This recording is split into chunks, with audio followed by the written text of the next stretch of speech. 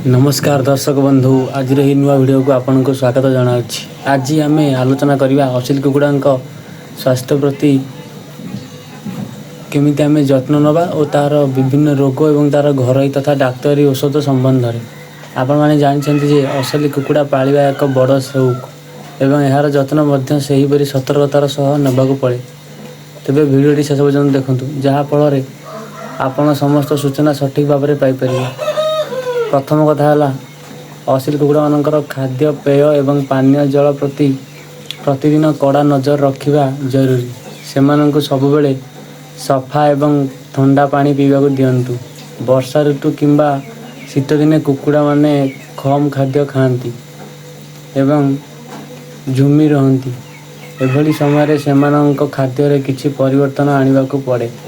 जदि आपण देखुचंती जे आपणक असिल कुकुड़ा शीतर थरुची, तार नाकरू पानी बाहरुची किंबा डेणा झुलाई बसी, तेबे बुझिए जे ताहाकु ठंडा व सर्दी रोग आक्रमण करिछि। एही ठंडा एवं काश समस्या मुक्ति पाई आपण घरे बहुत भल प्राथमिक उपचार करिपारिबे। अदा रसुण किंबा हलदी को बाटी सेथिरे अल्प गुड़ मिसाई छोट छोट गुड़ी करी कुकुड़ा को खुआई पारिबे। या छड़ा पानी रे तुलसी पत्र एवं अदा सिझाई से पानी को ठंडा करी कुकुड़ा को पीवा को देले मध्य खूब शीघ्र आराम मिलता है। यह सेमानंकर हजम शक्ति एवं रोग प्रतिरोधक शक्ति को दृढ़ करिଥାଏ। द्वितीय बेले बेले कुकुड़ा मानकर झाड़ा किंबा हईजा परी समस्या देखा जाय था। यार कारण होछि अपरिष्कार खाद्य किंबा मैला पानी पीवा। एही भली परिस्थिति रे कुकुड़ा को इलेक्ट्रोलाइट किंबा ओआरएस पानी देवा जरूरी, जेपरी से शरीर में जलीय अंश कमी न जाए।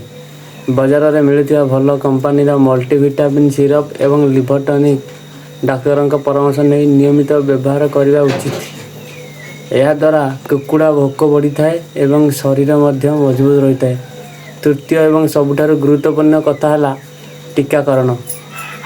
असिल कुकुड़ा मानक राणीखेत, गमवार एवं फाउल पॉक्स परी मारात्मक रोग रक्षा करने समय मुताबिक टीका देवा अत्यंत जरूरी अटे। आपण निकटस्थ पशु चिकित्सा केन्द्र को जाई डाक्टर सहित परामर्श करी ठीक समय टीका निश्चित भाव में करंतु। यह व्यतीत कुकुड़ा रोहुथिबा खाद्य बा घर को सबुबेले विशोधन करंतु, जेपरी सेठारे जिया कीटपतंग बा क्षतिकारक बैक्टेरिया जन्म न होती।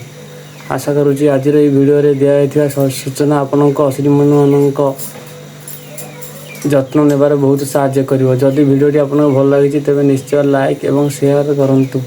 यही आहरी अनेक असिल कुकुड़ा संबंधी वीडियो देखा चैनल को सब्सक्राइब करने को भूलिए नहीं। आज एतिकी पुणी देखा आउ एक नुआ वीडियो। धन्यवाद।